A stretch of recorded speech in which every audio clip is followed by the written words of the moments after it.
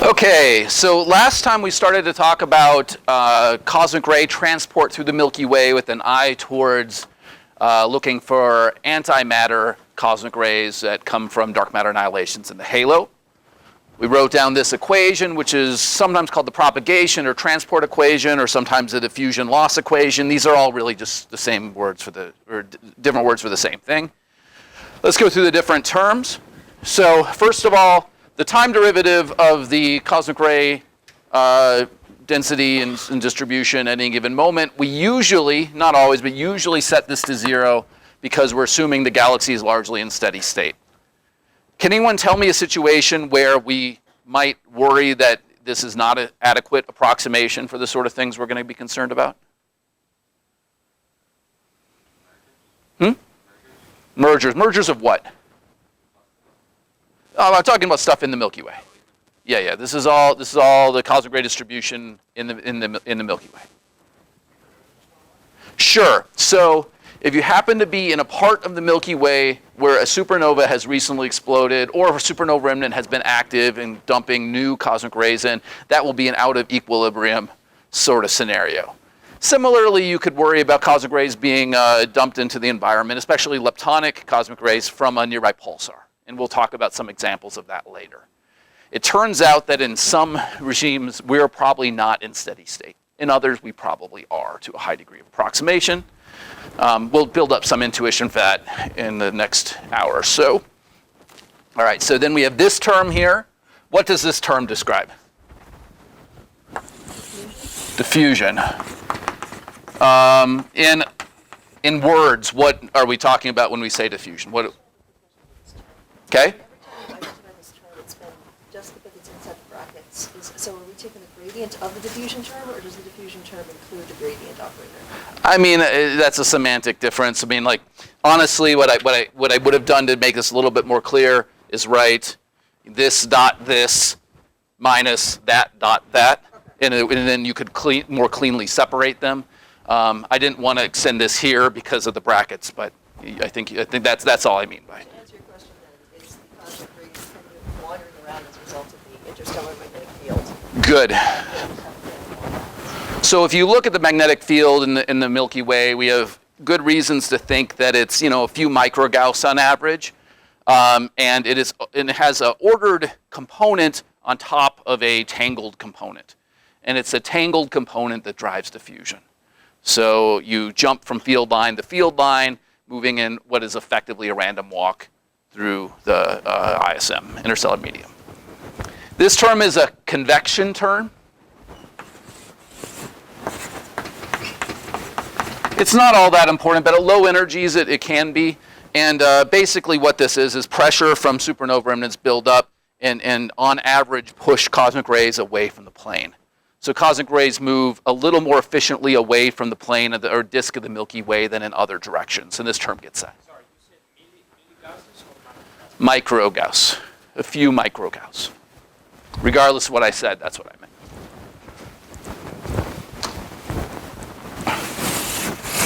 And then here we have a term having to do with energy losses. It turns out that for protons and other hadronic cosmic rays, this term is not important at all. The cosmic ray is wildly more likely to escape the halo of the Milky Way entirely before it loses any substantive fraction of its energy. Yes? Milky Way is rotating. We expect it to kind of curl. I mean, all these cosmic rays are moving at, large fractions of the speed of light. The 10 to the minus 3 of the speed of light that the galaxy is rotating at just doesn't matter in that picture for that reason. If we are rotating at a 10th of the speed of light or something, you would worry about terms like that. And then this last thing is just what we call the source term. And that encapsulates where all the sources of cosmic rays are. And what the spectrum and other temporal properties of that injection rate is. So this source term can include both primary and secondary terms. By primary, I mean like a supernova remnant, is accelerating cosmic rays, dumping them into the environment. or dark matter is annihilating, dumping cosmic rays into the environment. And I also include secondary terms where I have in mind the cosmic rays are traveling throughout the universe, throughout the Milky Way. They interact with something, causing new particles to be created in a diffuse sort of way. And that's what I mean by secondary cosmic rays. I'll talk about primary and secondaries a lot in the lecture ahead.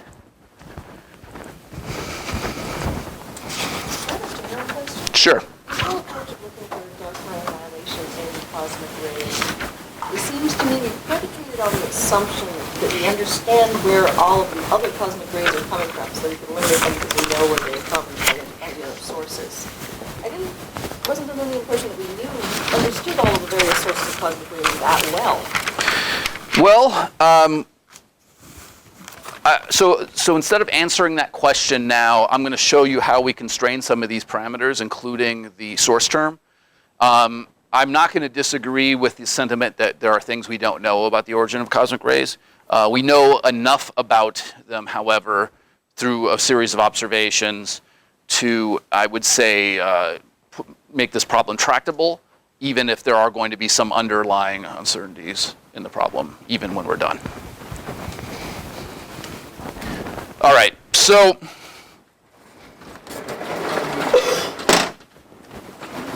we have a lot of freedom in this equation that we're going to have to try to constrain if we're going to make progress.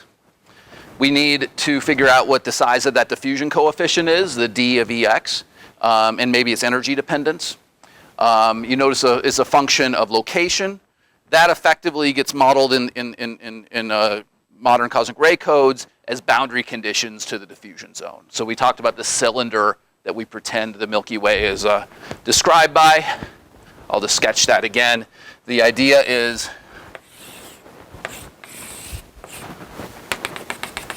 the Milky Way is some sort of cylinder with a radius of like 20 kiloparsecs or so and a half-width of a few kiloparsecs. And the idea is that anywhere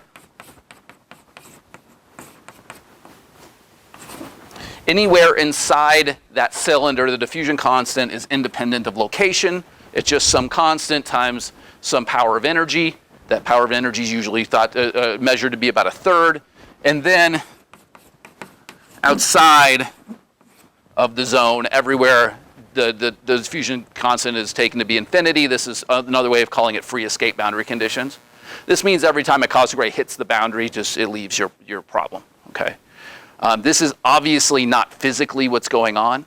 What's really going on is the diffusion constant gets steadily larger, perhaps, as you move away from the plane.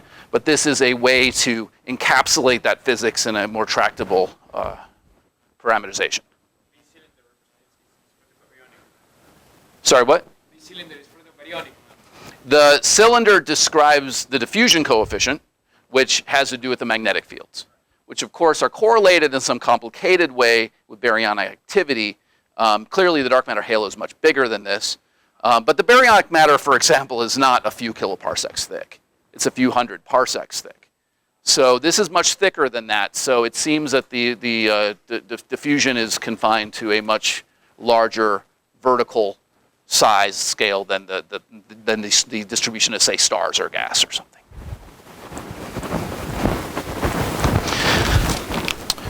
Okay, so we've got the diffusion coefficient, we have the boundary conditions, and then of secondary but still some importance are things like the convection velocity.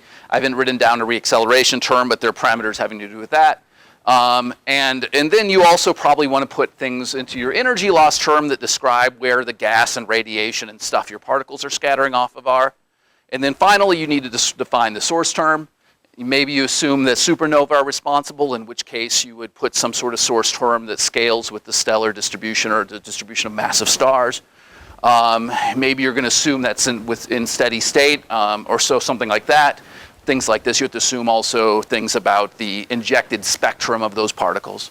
And that's a lot of free parameters, but fortunately we have a lot of data to constrain those various parameters with.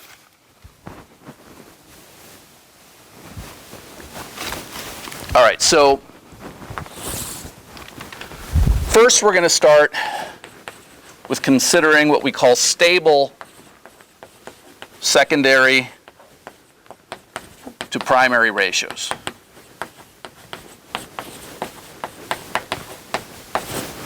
So here I have in mind, for example, boron to carbon, what's commonly called sub-iron to iron.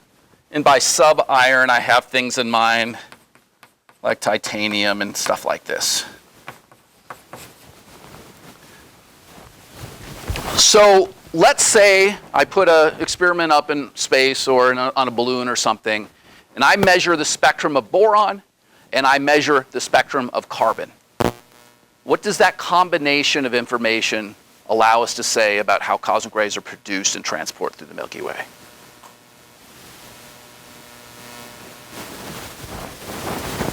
Where do we think the boron and carbon come from? So supernovae is stars. How much of, which of those do you expect they would make more of? In a typical star, what's a typical star made of? Hydrogen and helium, and then, but that stuff doesn't make for very interesting cosmic rays. Okay, so if we were to, for the purposes of this, what are the other big quantities of stuff out there in stars? C and O, basically, right? Carbon, nitrogen, and oxygen, and then iron in the really massive stars. Okay, that's the stuff you get lots of. Okay. You don't find any substantial amounts of boron. So supernova remnants make you a lot of carbon and almost no boron. But the boron to carbon ratio is not that small. So where's the boron we observe in the cosmic ray spectrum actually coming from?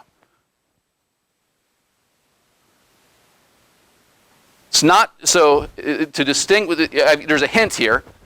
I've called this a secondary to primary ratios. Obviously the carbon is my primary. And I said before, secondary is something that's produced in cosmic ray propagation. So you're a carbon nucleus flying around at near the speed of light through the Milky Way. You hit some gas, and you break apart, creating some boron. So by measuring this ratio as a function of energy, you're learning things about how much material a typical cosmic ray passes through in the course of its life. Of course, it's a statistical thing. But you can take a given set of cosmic ray parameters, try different combinations, and see which agree with the boron to carbon ratio as a function of energy. And you can do it independently for sub-iron to iron and other secondary to primary ratios. So you can probably guess what the next thing I'm going to write is.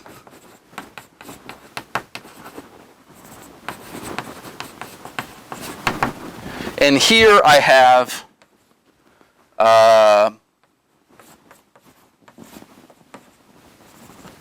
the beryllium-9 to beryllium-10 ratio as maybe the single most useful example. So why would looking at an unstable primary to secondary ratio provide different information? Or what information would it provide in contrast to the stable example?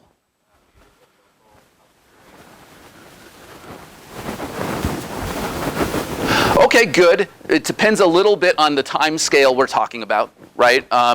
So in this particular case, beryllium-10 has a lifetime of about 1.3 megayear. Does that, so that's not all that local, okay? We'll do a back-of-the-envelope estimate of that in a second. So by measuring boron to carbon, a stable secondary to primary, you're inferring how much material cosmic rays propagate through. What are you measuring here with an unstable secondary to primary ratio?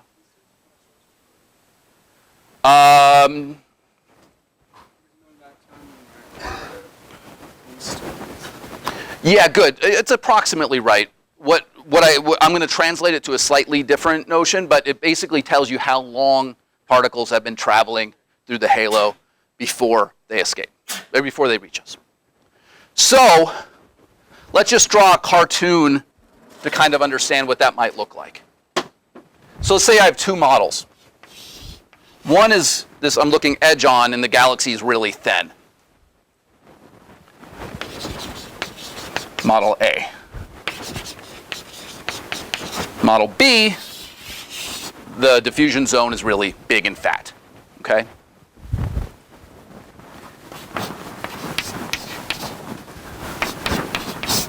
I'm putting us here. And now I have a primary to secondary ratio that's stable, like boron to carbon. And that gives me an idea of how much stuff you pass through. Okay? So maybe I put a source here,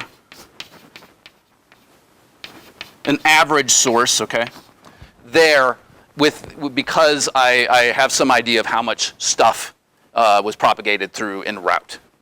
And that would be true in this case. You'd have the same sort of distance here. This is the average source, or something kind of analogous to that. But now I measure the beryllium ratio, okay? And this tells me how long these particles have traveled.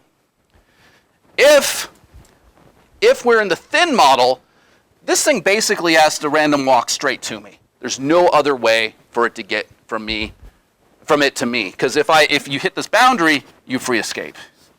So it more or less had to travel in a straight line. In this case, there are a lot of routes available. Random walks will tend to give you complicated trajectories, right? So in this case, even though the diffusion coefficient is set to the same value, you wind up with very different lengths of time and very different amounts of material you propagate through. But most of the material, we know, is distributed in a thin strip that we call the galactic disk.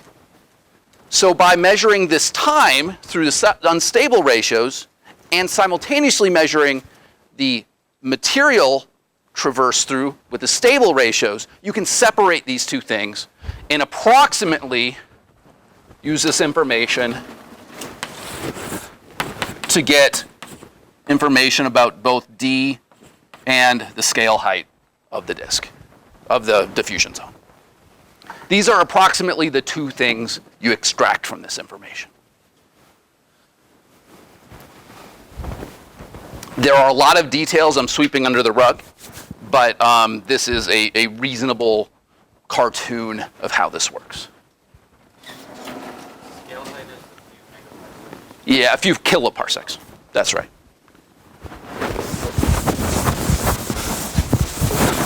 So if you do a big global fit, you will find, with modern AMS and other data, you will find roughly the following answer.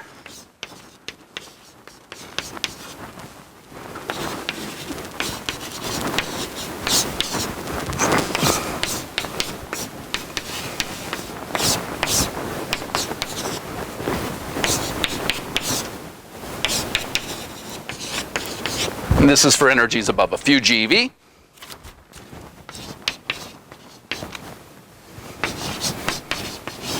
And the best fit scale heights are right around 4 kiloparsecs.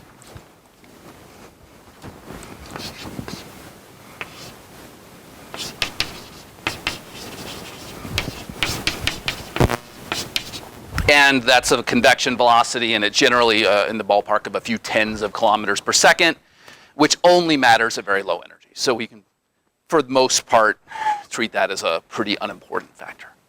That's the picture that's emerged from modern cosmic ray observations. I will mention, just in passing, that none of the models of the type I'm describing really provide a statistically good fit to all the data anymore. This is a new fact in the AMS age. Back before AMS, when we were relying on other experiments with much larger error bars, you could get perfectly reasonable fits. The error bars provided by AMS are incredibly small, and as a result, there are no particularly good fits anymore. What should I think of this? What is this telling me about the galaxy or the problem at hand?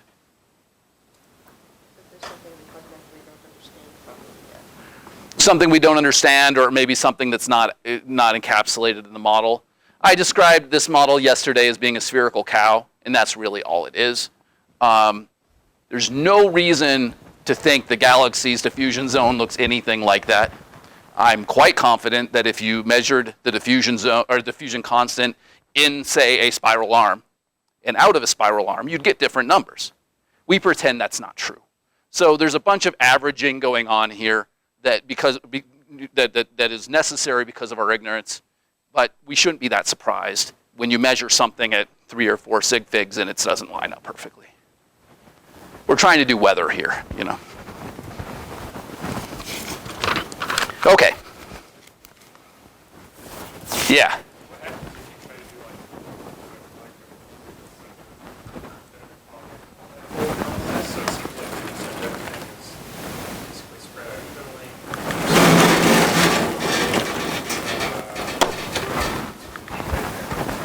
Sure. Well, so I understand where you're going with this, but here's the fundamental problem with trying to do it. Any kind of description you would write down in terms of so what we typically, here are the free parameters that are already in the model.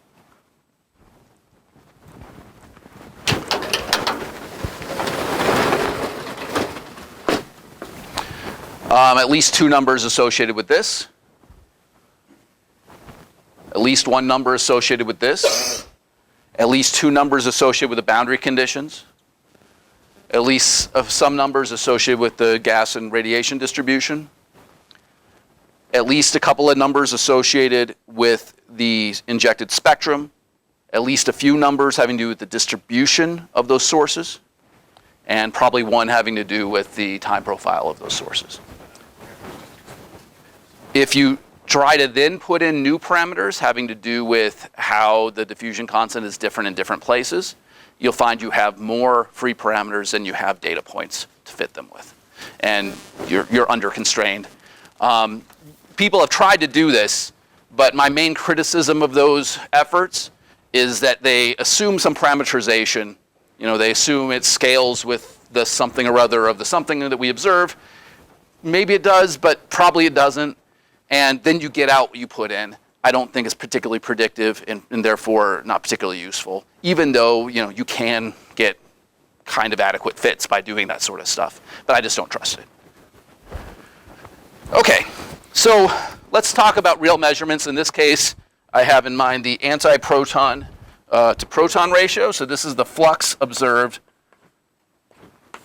of antiprotons over protons.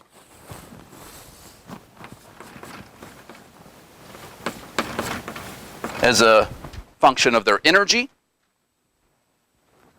So you should expect this ratio to be small, because the main way that we're making antiprotons is through secondary production. In other words, a very high energy proton hits a proton or a nuclear target at rest, and that produces a cascade of particles. A very small fraction of the time that includes an antiproton. That's where the antiprotons I'm talking about are largely coming from, unless dark matter is also contributing. So this plot covers like a range from like 10 to the minus 3 to 10 to the minus 6. And I should also say this is not just energy. This is plot as a function of kinetic energy. That's a weird choice, but it is a standard thing that they do in cosmic ray physics. So we have 100 MeV down there, 1 GeV, 10, all the way up to 100 GeV. So when you marginalize over all the freedom in the model I talked about, and you marginalize over uncertainties in the antiproton production cross-section, which turn out to be pretty important, you predict that secondary production should give you a band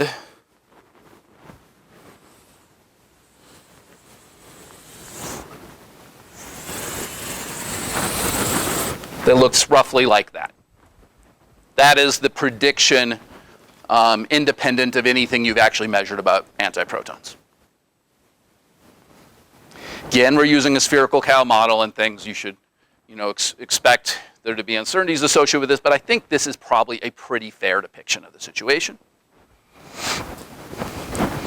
And then I'm going to kind of sketch this, think of this as an artistic depiction, but you really should look up the AMS paper if you want something more realistic. But AMS has tiny little error bars that look like this.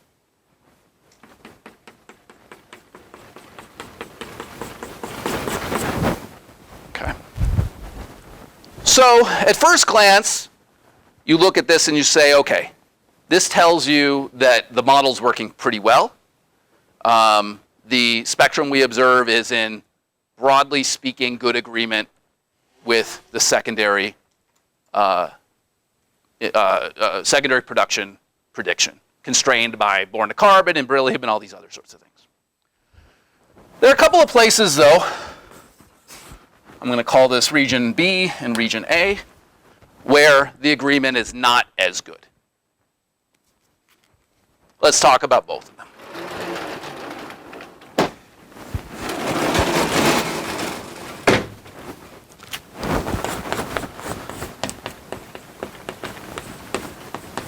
So the first region is right around, we're coming into some discrepancy with the data, or the predictions around 100 GeV or so, roughly, okay? I want to make clear, it's possible this is a statistical fluctuation.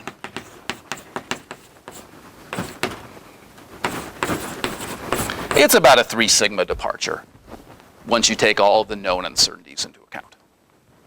3 sigma fluctuations happen all the time. So maybe it's nothing at all.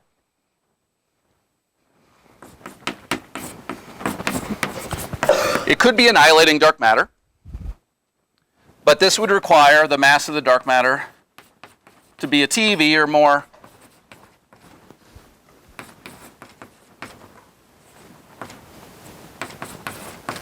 And have a pretty large cross-section. I don't mean that. That doesn't make sense. That should be a 24. So well above the thermal estimate, although not nearly as large as I could imagine models that do this. It's not that hard.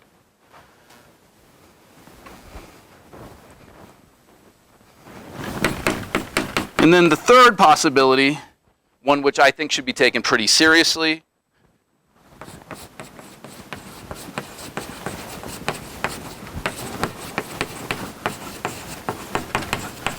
is one in which you imagine that the objects like supernova remnant that accelerate cosmic rays, in the acceleration regions, some secondary production of antiprotons happen. So I'll draw a sketch. So here's a supernova remnant, and there are all these shells of magnetic fields that the particles are bouncing back and forth, causing them to be accelerated. As a cosmic ray makes its way through this, at some point before escaping the region, it interacts, and now you have an antiproton floating around. It gets accelerated as it goes back and forth across these things, and now you have a high energy antiproton being produced. And what you expect in a plot like the one on top is that everything will look fine until it starts to drop, at which point the secondary accelerated component will come up. It will look just like the sort of numbers you're looking at here. We can't predict this very well because, frankly, there are pre-parameters in that sort of problem that we just don't have good handles to constrain. The way we would test this in the future is that if these supernova remnants are accelerating antiproton secondaries, then they should be accelerating boron secondaries. So the boron to carbon ratio should have a similar feature, as should other secondary to primary ratios. So you can overcome this problem. Right now, I think it's an open question. If I had to guess, my money is on some combination of 1 and 3 here. I don't think it's compelling evidence of new physics, but I think we should keep an eye on it as data comes in. Yeah. The plot, as you show it, sort of stops around 100 or so. Or a few hundred, yeah. So are there plans to measure higher energies? It's just a statistical question. AMS's effective area is not that big, and the flux is not that high. At high energy, it drops rapidly. So the error bars get big there because you run out of particles to measure. Now AMS could be on the space station for another 20 years, in which case you would expect them to add 3 or 4 new error bars above that. But, I'm not guaranteeing that will happen, but it's completely plausible. That could happen. Yeah? Mass is close to, if you have any weak interactions close to something, would you expect this to be? Or is that dark matter to be seen in other places? I mean, that's a very model-dependent statement. If you're right, if you're exchanging W's and Z's, then you tend to expect at a few TeV for Sommerfeld enhancements to typically be important. And that's a perfectly acceptable option. That being said, I can write down any number of other perfectly acceptable options.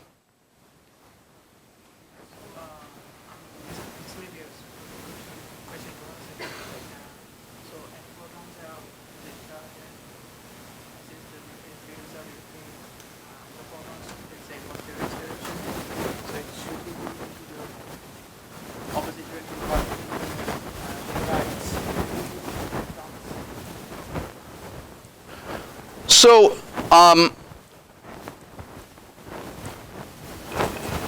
Maxwell's equations are entirely symmetric with respect to charge. So if I describe a statistical distribution of magnetic fields, and I ask statistically how a positive or negatively charged particle will behave in that, does it get the same answer, even though an individual trajectory will be reversed, as you say. Okay. So let's go on to talk about region B. So I'm gonna unfortunately have to cover it, but you can just take a mental note of what B looks like.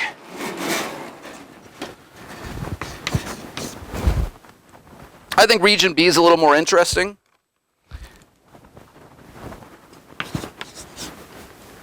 It's probably about 4 sigma. Some have claimed 5, but to be conservative, about 4 is probably what it really is.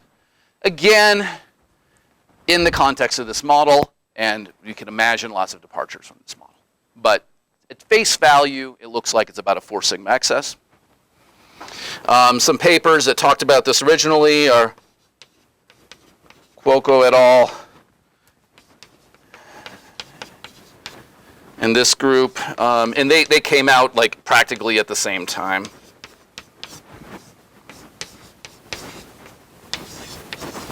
Reaching effectively identical conclusions. And since then, several other groups have found the excess.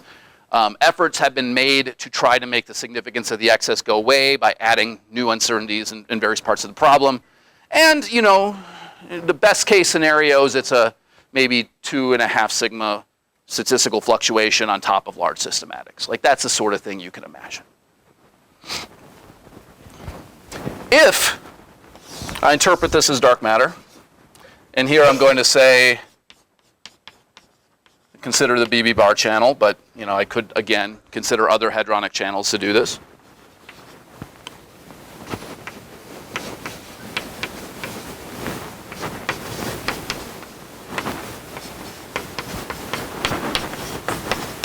These are in cubic centimeters per second again, 10 to the minus 24, 25, 26, and 27. And I'll go all the way down. Oh, I'm doing this wrong. There we go. 10 GeV, 100 GeV, and TeV. And the limits look like this.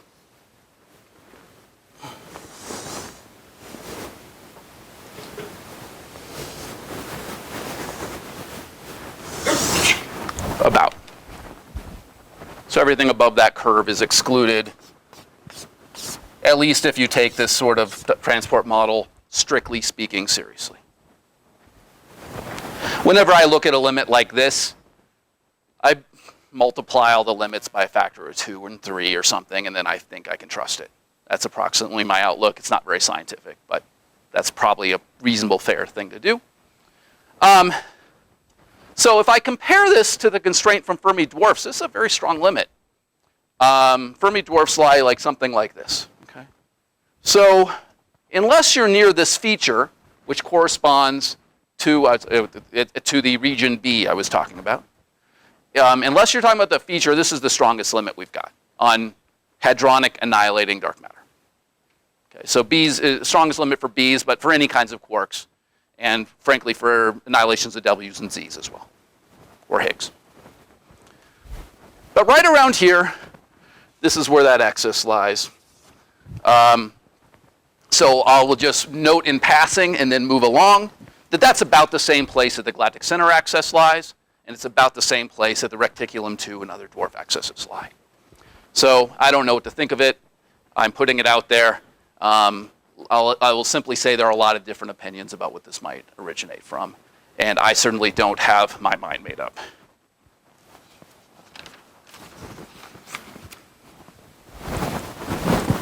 So that's the current state of dark matter searches with antiprotons. I think this limit should be taken very seriously. I think this excess should be explored more in the future, and probably the higher energy excess should get some more attention too, but I think that will solve itself with more data. Yes?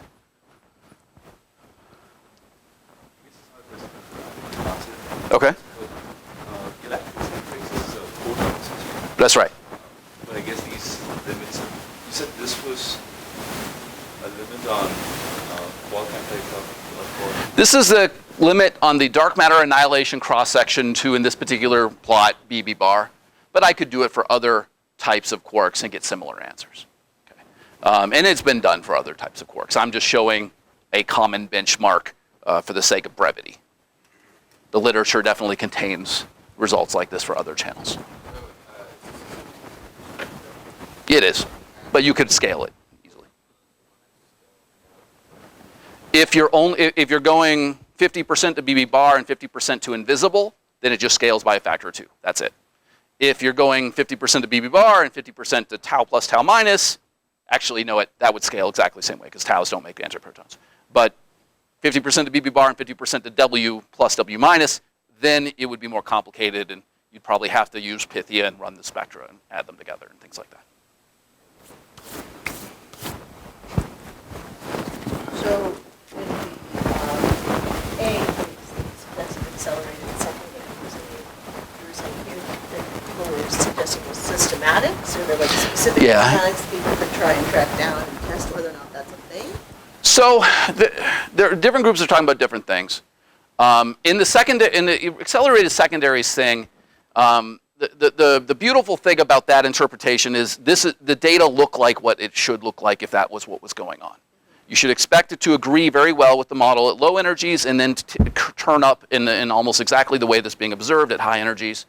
And the other beautiful thing about it is there's a very clear path forward. You measure boron to carbon better, you measure other secondary to primary better, and you just see is it doing that at the same way. And either answer is yes or no. We will be able to answer that with AMS data. In the case of XSB, basically, instead of there being some physical mechanism people are talking about, they're just saying, well, what if the antiproton production cross-section has a little bump in it here? And it's a bump within the errors, and you could parameterize it that way and not have a terrible fit. And that could cause this feature to flatten out. It's not very compelling. There's no reason to think that's what's going on. But I think one has to be open-minded about that sort of thing until you measure it well enough to be confident that's not what you're seeing. And even when you do stuff like that, like I said, there's still a 2.5 sigma excess that remains. Oh, those are the 1, 2, 3 sigma preferred regions.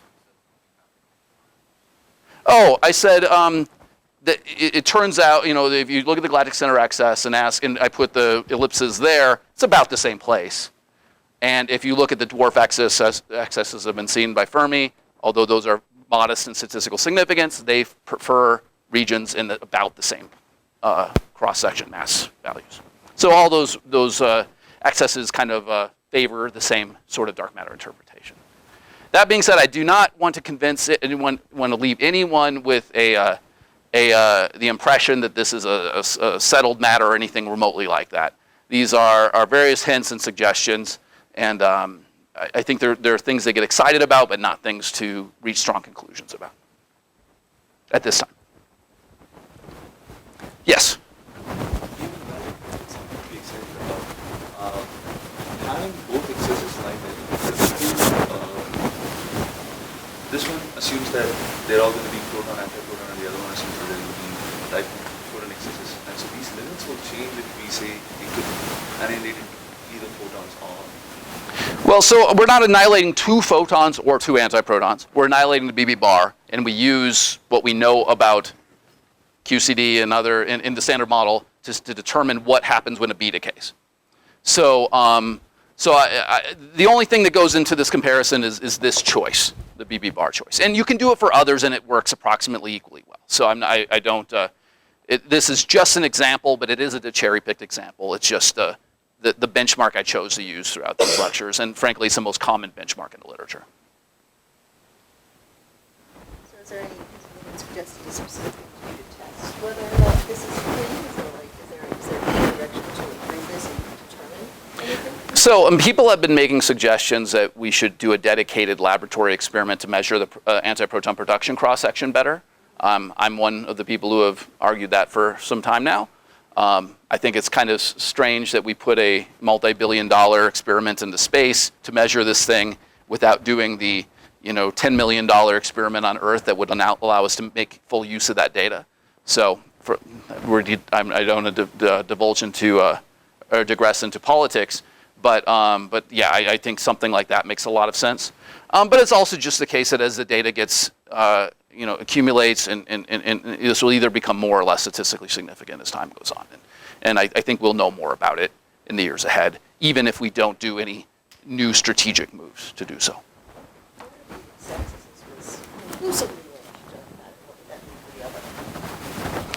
I mean, oh, A and B, you mean? So like if A, they tested and they found that there definitely wasn't the borons, this was definitely something new, what would that mean for B and vice versa? I mean, I guess you could always invoke multi-component dark matter, but that seems, this data does not seem to call for anything that desperately. But if one day it became very, very clear that you couldn't explain either of these, maybe people would start talking about that sort of interpretation. But not anytime soon. All right, so let's go on next to positrons, which are different than antiprotons in a number of important ways. In particular, they lose energy as they travel in a non-negligible way, and this has all sorts of bearings on these calculations. So that energy loss term in the equation in the far left board there for an electron or a positron looks like this.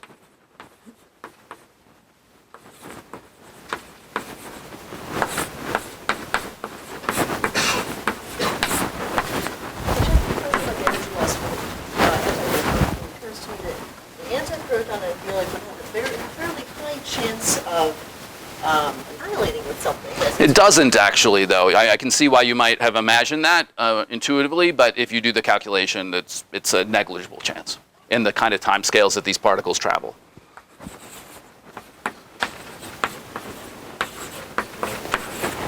Sorry? Magnetic. That's the energy density in magnetic fields.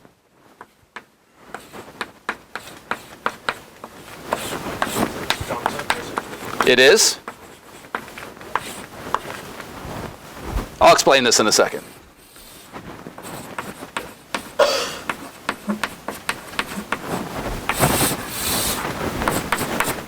Okay. So this first term is our energy losses from synchrotron. So what I have in mind here is the electron or positron scatters off of a photon in the magnetic field, emitting typically radio waves as a consequence and losing energy at a steady rate. This is the Thompson cross-section. This is the energy density in magnetic fields. This is proportional to B squared, by the way. And this is just the Lorentz factor of the cosmic ray in question squared. The second term are energy losses from inverse Compton scattering. So, but again, what I mean by inverse Compton scattering is that cosmic ray electron comes along, strikes a photon in the background radiation, transfers some or a lot of its energy to the photon, and it repeats this process over and over again. What I'm summing over here are different radiation backgrounds. So obviously it's not as simple as a summation. It should be really an integral over the spectra. But for our purposes, I think we can think of this as a few different components. So it can be the CMB. It could be starlight. It could be infrared backgrounds. And there are UV components too, but these are roughly the main pieces.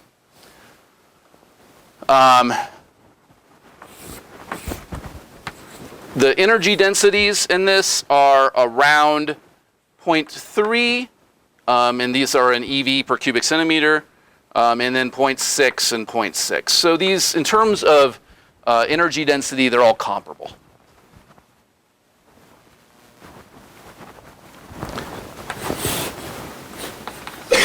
This thing, S of I, is a suppression factor that comes from what we call the Klein-Nishina limit.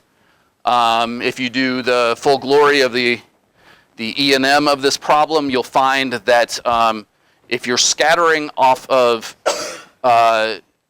your cosmic ray and the target are sufficiently energetic, they do not scatter with the same kind of efficiency that you get in the low energy limit. I'm going to do this. And you can write a pretty good approximation for the Klein-Nishina factor as follows.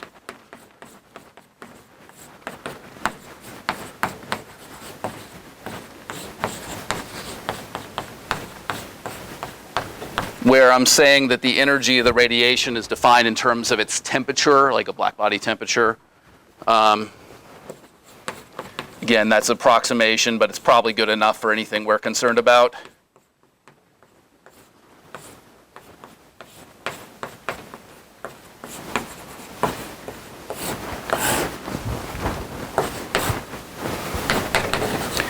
And this departs for one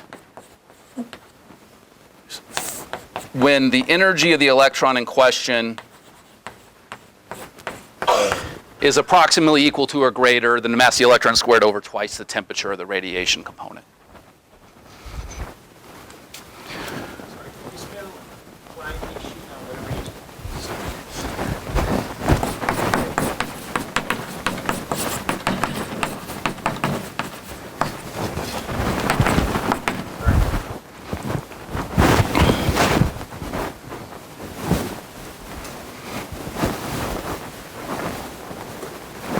So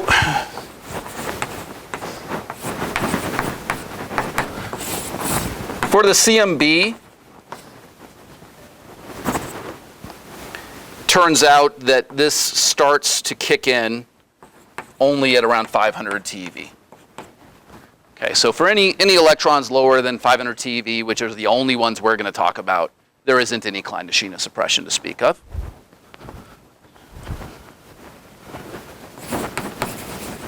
For starlight, this kicks in at around 300 GeV.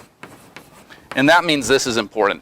Okay, so we're definitely going to be interested in electrons around 300 GeV and more, and therefore you expect a transition from unsuppressed to suppressed scattering off starlight to occur in the measured range that we're dealing with. And in between, we have the infrared stuff, which is around 70 TeV, which we can usually pretty much ignore. So it's really the starlight component that does interesting things in this kind of problem. Yeah, like I'm imagining so starlight is approximately described as a black body with a several thousand degree temperature, right? I mean, that's that typical surface temperature of a star. You can think of it that way. CMB is obviously a 2.7 Kelvin whatever. It's a good way to think about this. All right, I'm running out of time, so I'm going to skip a few things.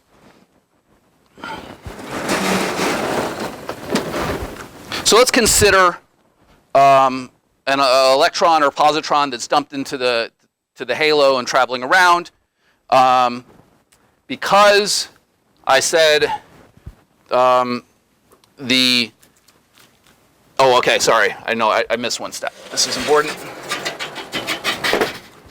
If I put in reasonable numbers for these sorts of things, I find that the energy loss rate is about 10 to the minus 16 GeV per second, scaled by the energy squared like this, times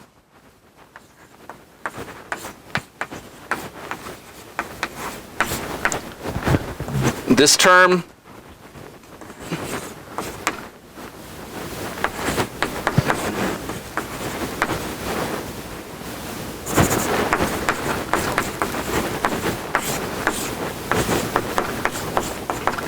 in that term.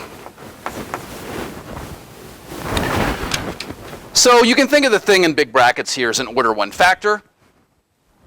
And say these things are going to lose at a GeV about 10 to the minus 16 GeV per second, which is a very slow rate. So 10 to the 16 seconds is, 10th of the age of the universe or something. So you can immediately see that a GeV electron is not going to meaningfully lose energy. However, a TeV electron now loses 10 to the minus 10 GeV per second, which is substantially faster. And that is actually quite important.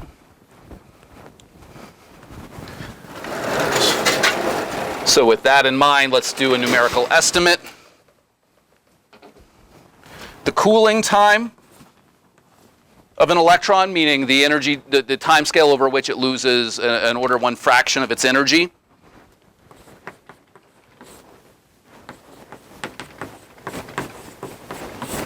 I can define as this.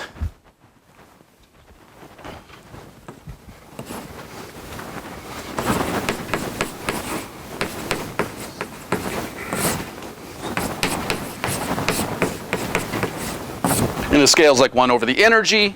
In this case, it's about 3 times 10 to the 5 years.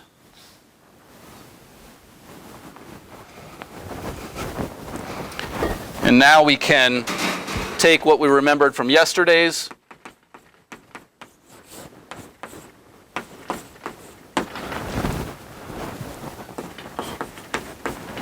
lecture and say that the length or distance scale that a typical electron will diffuse in a lost time.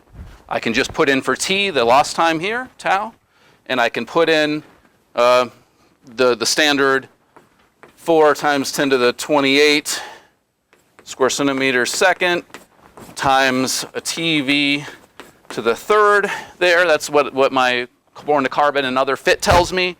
I can put this in for here, and I get a number which is about 600 parsecs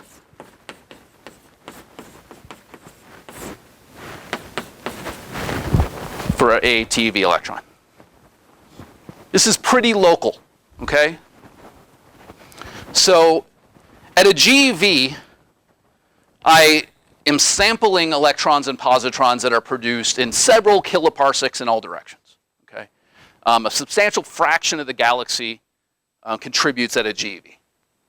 By the time I get to a TeV, I'm really looking at a very small sub-kiloparsec region. There are not many sources, plausible sources of cosmic rays in that region. Also, I'm looking at a very small piece of time. I'm looking at only, a few 100,000 years, okay? And that means I'm only looking at cosmic ray sources that contributed locally and recently. That's a very special kind of source. There are not, for example, there are no supernova remnants that meet these criteria. There are some pulsars. They're probably primarily responsible for this.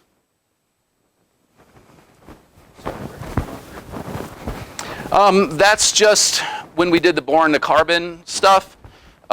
You found that this quantity is constrained to have this coefficient of 4 times 10 to the 28 and has an energy dependence which is about e to the 3rd.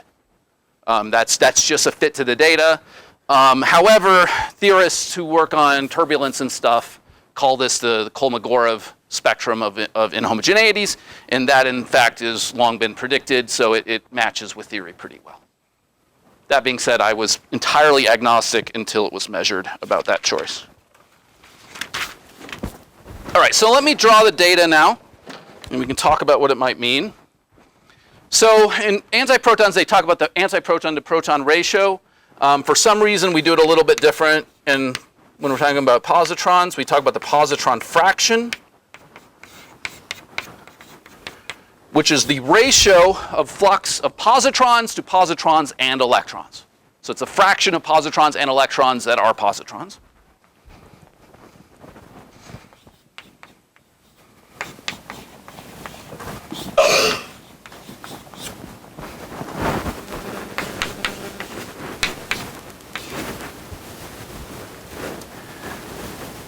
Okay.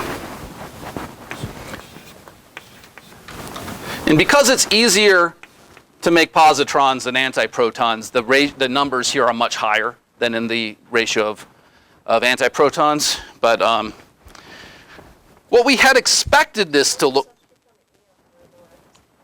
E, electron. What we had expected this to look like is something like this. That's not a wiggle. That's just me not drawing well. Okay. That was the expectation.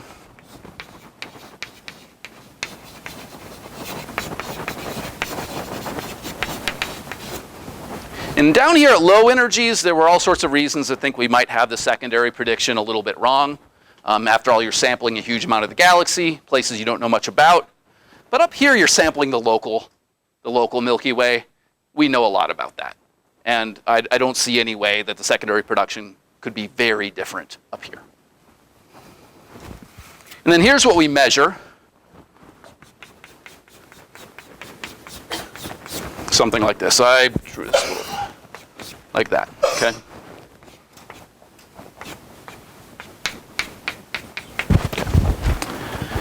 Nothing at all like what was predicted.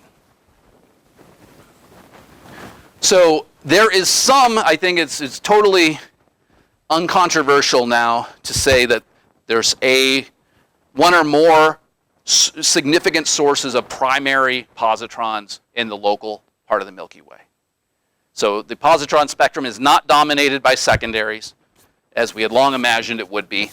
Instead, it is overwhelmingly dominated, at least at high energies, by something dumping very high energy plus and minus pairs into the local environment. So obviously, being dark matter hunters, we got very excited about this. This is AMS data I'm plotting here, but there were hints of this for a long time. Back when I was a student at TOSI, we were already then talking about something called the heat excess, which was a series of balloon flights that saw some hints that they had one bin here that was above the prediction. That was what we were running off of.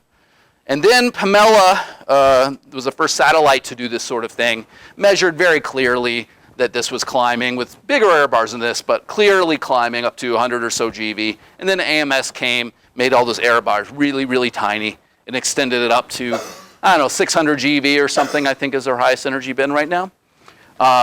It made it just abundantly clear that this was real. But every step along the way, it made it harder to fit to annihilating dark matter scenarios, or decaying for that matter. Back when you had the heat excess, you could do this with your favorite off-the-shelf SUSY model. It wasn't hard at all. Okay? You wrote down 100 GeV WIMP, the thermal cross-section, have it annihilate to W's, and bam, you got the heat excess. It was great. Then Pamela came along. We measured the spectrum pretty well. There were a flood of papers. The first Pamela data, you could try to squint and make it look like something like a SUSY WIMP could work. But a little later on, some Fermi data came into bear, and you just couldn't. You had to play with leptophilic models where you're annihilating a lot to things like muons, but you could do it.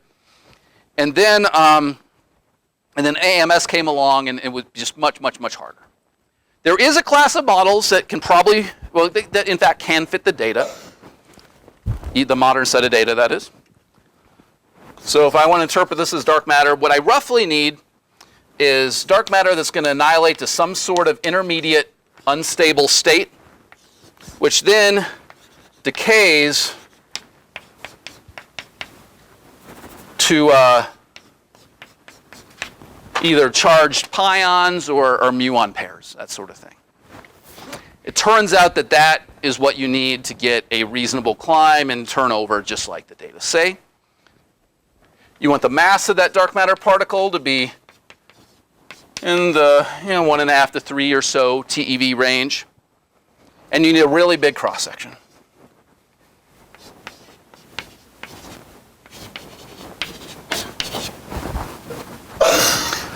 At face value, a cross-section this big would be ruled out by Fermi data.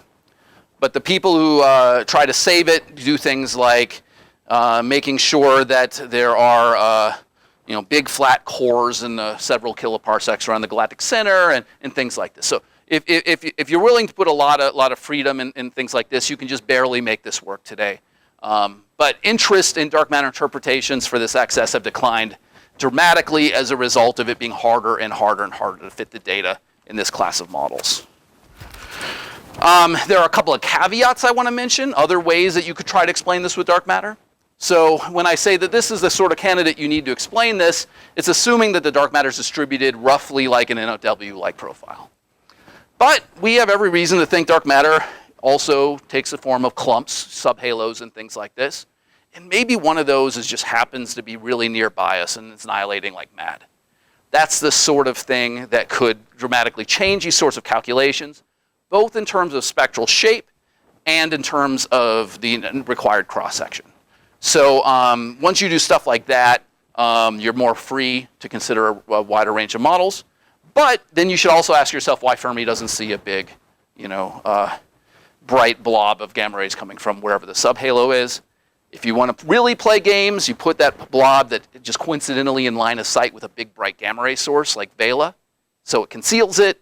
But there's what you can do and what you can tastefully do, which is kind of drawing the line here. Yeah, that's my next pages. Well, it's my second to next pages. I'll come back to that. Yeah. So all of this is because, it's a part of the question that this is very high energy, which means it's very local, and we understand it very well. The fact that it's very local depends on the diffusion length, depends on and that was spherical count. It's Sorry that D is really where it's supposed to be, and it's not off by an order of magnitude. So this cow, this spherical cow, is describing a cow that is not very non-spherical. Okay, the cow that is cosmic ray propagation is pretty close to the spherical cow we're talking about. So when I talk about the AMS thing, the AMS anti-proton thing, and you get like small departures here and there, I'm totally willing to imagine that that has to do with failures in our diffusion model or our transport model. But when you're talking about being off by an order of magnitude in a really well understood regime, no, not even close. People have tried it, not even close. Okay, so because there is a huge excess over background, it makes it hard to use the AMS positron data to constrain dark matter. Okay, so when you already see 10 times more than you expected, you get very, very weak constraints on dark matter. There is an exception, though, and that's that if I have, for example, just imagine I had dark matter that annihilates the E plus E minus directly. That means that some mass, let's just say it's here in 100 GeV, I'll get a delta function injected. Of course, it doesn't look like that when it reaches us because those particles lose energy steadily as they propagate. So what you wind up with is an edge-like feature like this. And if it's big enough, you'll see a small feature like that. Okay? And you can look for that, even a small one. Okay? So this is such a distinctive feature that you can look for those sorts of departures from a smoothly varying spectrum. And you wind up with constraints that look like this.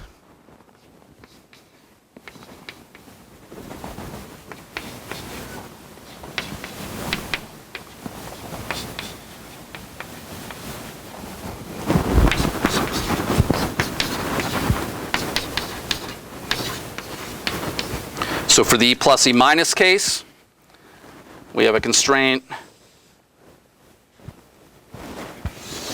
looks something like that, okay? So bear in mind, this is the thermal benchmark. So if we have a dark matter candidate that annihilates directly to E plus E minus all the time, and it's a normal thermal WIMP and velocity independent cross section, all that stuff, it has to be heavier than a couple hundred GeV. So in that very special case, this is a very strong limit. So I'm going to label that E plus E minus. I can do something similar with muons, but it's not as distinctive of a feature. It's kind of a bump that appears over here. It's a little wider, so I get a constraint in that case that looks kind of like this. And I can do the same thing with taus and get a constraint that looks like this. So for dark matter that mostly annihilates to charged leptons, this is among the most powerful, if not the most powerful constraint we can offer. Yeah, the question about Sure. So, are you assuming, other than dark matter, there's other sources of So, yeah, so I'm saying that we are being entirely agnostic where the bulk of these positrons come from.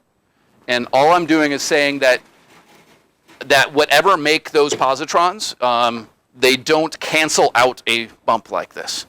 So let's just say, for the sake of argument, let's say I measure something and it looks like this, okay? This is some arbitrary thing. And my theory says that at one particular X value, there'll be a big spike. And I say, well, okay, here there might be a spike that's that high, but not higher than that. And here there can't be one higher than that, and et cetera. And I can place constraints on there not being a big bumpy thing I'm looking for there, even if I don't know where that shape comes from. Now, occasionally I could be tricked, because maybe the background here happens to look like this, and my signal happens to look like this, and when I put them together, they cancel out in some smooth way that makes me think there's not a feature there. That's statistically very unlikely, and there are known statistical tests you can apply to that sort of thing.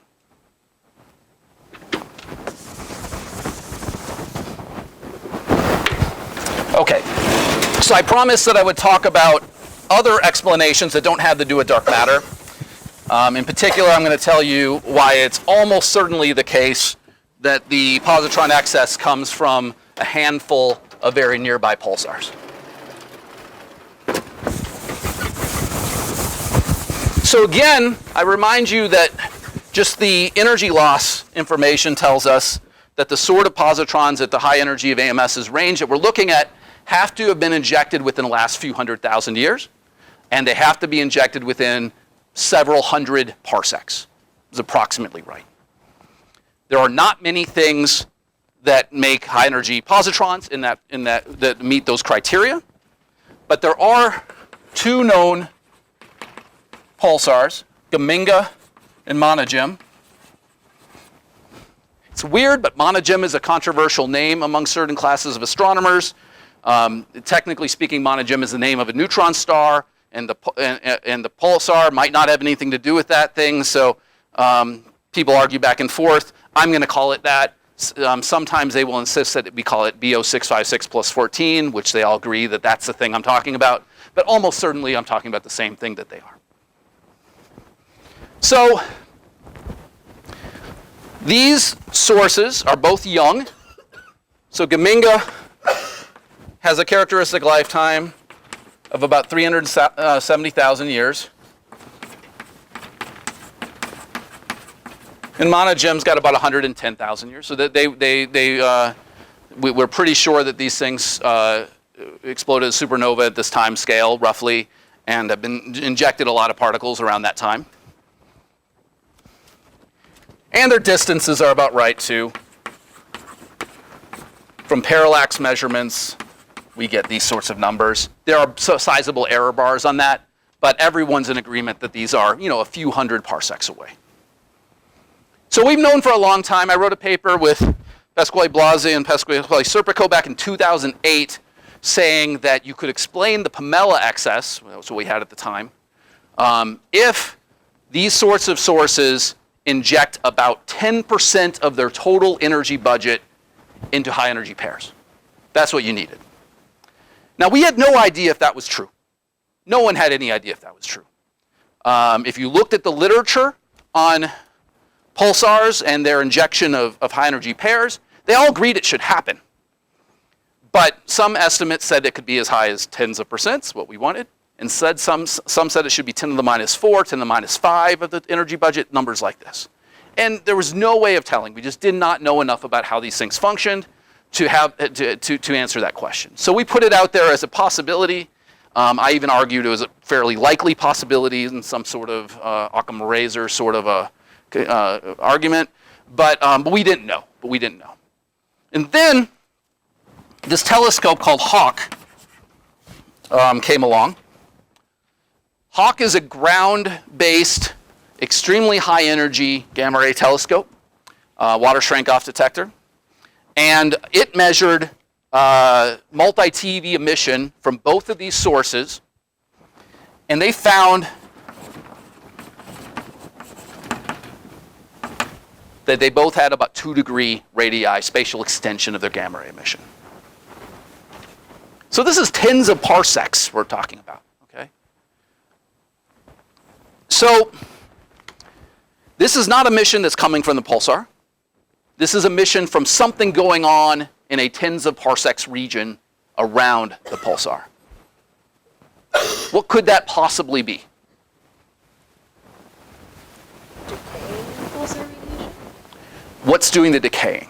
The gamma rays for the undergo pair production, as it were. That's not technically a decay, but so like, if you have a gamma ray and pair produces, the angles at which those things go out could be... Okay, so what you have in mind, if I understand correctly, so I have the pulsar here, a gamma ray comes out, it pair produces, and then how do you make the new gamma ray?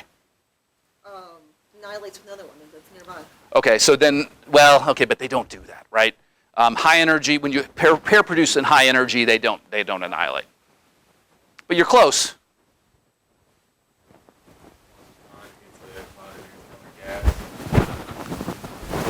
Real close.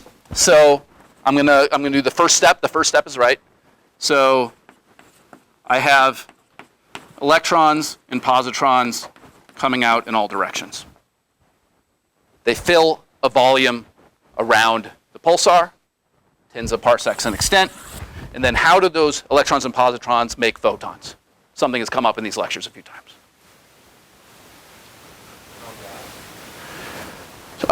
Electrons scattering off gas don't, I mean, they can make brims, but there's not enough gas. Synchrotron radiation makes you really low energy stuff. It doesn't make gamma rays. No, I'm not going for anything like that. Just inverse Compton scattering. All right, so there's a bunch of starlight. You take those electrons, you bombard the starlight, you make gamma rays, and now you've got this whole region that's bright in multi-TV gamma rays. Okay. So I literally think this is the only explanation for this data that makes any sense. It's weirdly controversial, but it shouldn't be. This will be the answer when all the dust settles. I will bet my car on that. Okay, and I've got a nice car. All right, so here's where this is interesting for us, right? So now we have measured the gamma ray emission from this multi-tens of parsec region. We essentially know that gamma ray emission is coming from the very high energy electrons and positrons that are being injected. So now the flux that we see in these gamma rays is a direct measurement of the flux being put out in electrons and positrons. And lo and behold, it's about 10% of the energy budget of these pulsars. So HAWK has provided us with a way, with a factor or 2 error bar. That's about right. HAWK has told us that 10% of this thing's energy goes, these objects' energy go into pairs. And we said back in 2008 that if about 10% of the energy of nearby pulsars went into pairs, you could explain this positron excess. And in my view, this tells us that almost certainly what we're seeing here is being dictated by Geminga, Monogem, and it could be a couple other pulsars in the local neighborhood. And at low energies, there'll be a lot of pulsars because those have lower energy losses and therefore can extend out to greater radii. But basically up here, I think we're looking at maybe 2, 3, or 4 pulsars that are doing the work. And I think that's 95% or more likely to be the basic truth of the problem. That's a new realization from next year or last year or something. All right, so I'm out of time. Are there any questions? Yeah. For which one? This one? Yeah. Look for my name and Bergstrom and the last paper the two of us wrote together. There are several other authors, but those are two of them. So in Inspire, if you look for Hooper and Bergstrom, you'll find it.